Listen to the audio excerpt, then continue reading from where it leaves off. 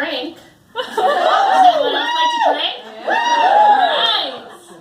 All right. It's pretty much the only hobby that I've been consistent with in my life. Good 15 years now.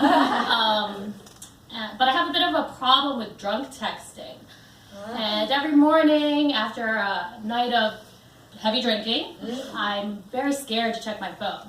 You know, you just are like, oh, what did I do last night? But a couple weeks ago, I checked my phone and I had a text that I sent to a number that I didn't save in my phone. And it said, hope you get home safely. Right? Which is a nice text. Like, there's no problem with that. Until I realized that I had sent it to my Uber driver. So hopefully he got home safely. I gave him 5 stars. So. But, you know, everyone kind of, I'm single, still looking, but everyone kind of finds their person, right? In college, my roommate had a boyfriend who had a very bad stutter. You know? I know, no one wants to laugh. It's a speech impediment. It's okay, they're fucking hilarious. So, he had a really bad stutter, and they would be in her room, and they'd always, like, be arguing and yelling and fighting, and one day it was so bad, I was in my room, like, oh my god, you know, like, mom and dad are fighting. And they're yelling at each other, and then all of a sudden it just stops. And I'm like, fuck, he killed her. I'm like, what do I do? What do I do? I walk over and, you know, I peek my head in the door and I see that they're both like furiously like texting each other because that's the only way he could speak to her because his stutter got so bad and he was nervous. And I was like, oh man. And then to make things worse, my roommate had epilepsy. So, I mean, one day her boyfriend came to me and was like, Gretel, Gretel, Gretel, Gretel, Gretel. And I'm like, fuck, what is he gonna tell me? What do I do? He's like, Maggie, Maggie, Maggie. And I'm like, Lassie, tell me. And he's like, Maggie, Maggie. Maggie went to Target and wants to know if you want something. Damn. I just moved here from New Jersey. My mom, she FaceTimes me every Sunday, and she always says the same thing to me. The conversation always kind of is the same. She's always like, Gretel, you look like you're a hangover. Mom, look at me. Like, my hair's all over the place, my eyeliner's all smudged, I didn't shower yet to wash the shame off of my body. So of course I'm hungover. But she's very Catholic, so she always asks me every Sunday, Gretel, did you go to church today? I'm like, come on, Mom, really? I'm hungover. So one Sunday I was like, I'm going to make my mom proud, and I'm going to go to church. So I went. I had to Yelp at church. You guys know you can Yelp churches? I had to Yelp at church. You just Yelp one Catholic church. So I headed over to St. Monica's, and I was like, okay. I sit down, and of course there's the fucking hottest guy ever sitting in front of me. And I'm like, yes! Praise the Lord, yes! I was like, this is why my mom told me to go to church. And, you know, but then I was like, no, you have to be focused. You have to focus on God.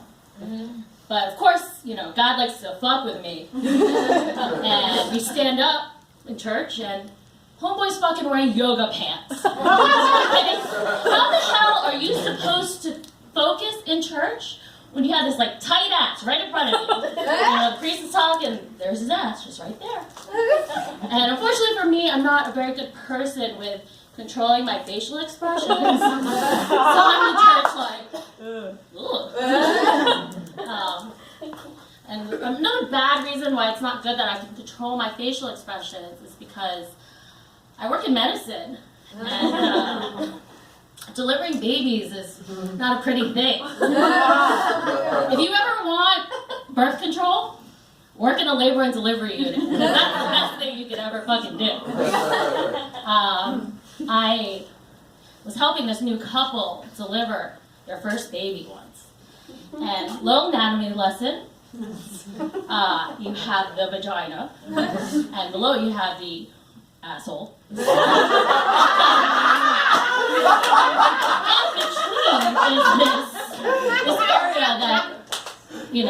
medical terminology, is called the perineum, which is a place that can potentially rip during delivery.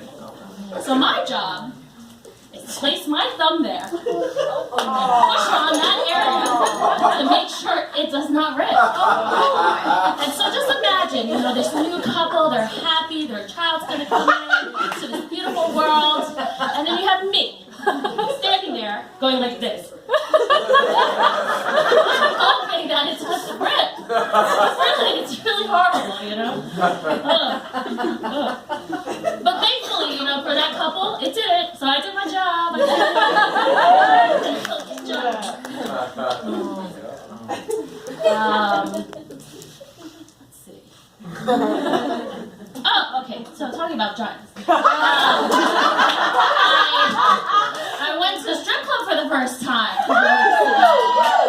And it was me, a couple of my friends, and they were just like, oh, let's just go. And I was like, all right, sure, whatever. I was entirely way too sober for the situation. I walked in and I was like, hey, this is weird. And so my friend, he hands me a stack of dollar bills, and he's like, Gretel, give it to that girl. You like her? Give it to that girl. It's like, okay. Like, what are you doing? I don't know. I've never given $1 to a stripper before. What do I do? He said, you look like you were trying to not let anyone see you litter. And so then he's like, you could tell them to do anything for this money. I was like, anything? Like, yeah, they'll do anything. They'll motorboat you. You can motorboat them. Whatever. And I'm like, okay. So I get my dollar. And I go to the stripper, like,